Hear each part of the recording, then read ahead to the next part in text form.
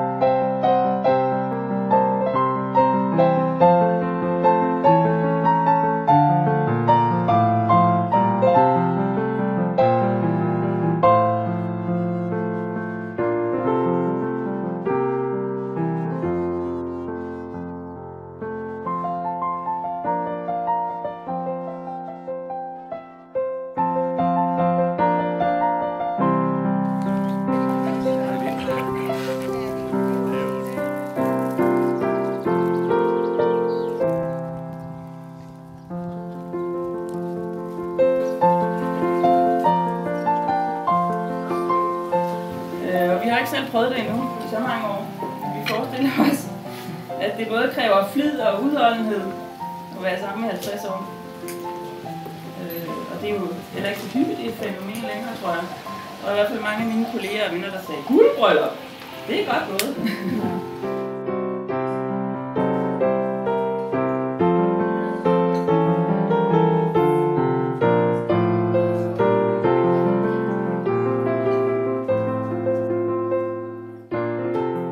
Ægteskab, det kræver i hvert fald kærlighed. Det kræver kærlighed at fokusere på det positive hos hinanden.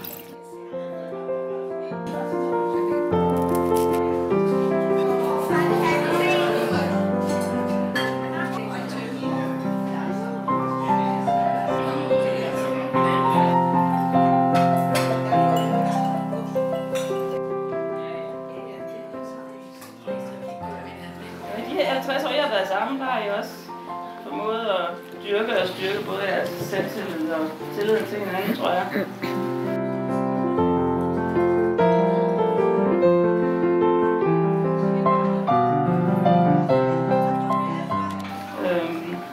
Og der skal også være plads til det der med at både at leve sammen, men at leve hver for sig.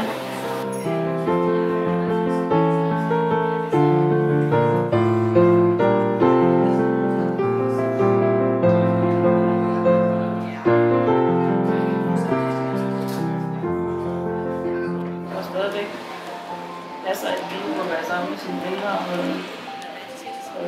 relation til det, man havde inden man blev gift.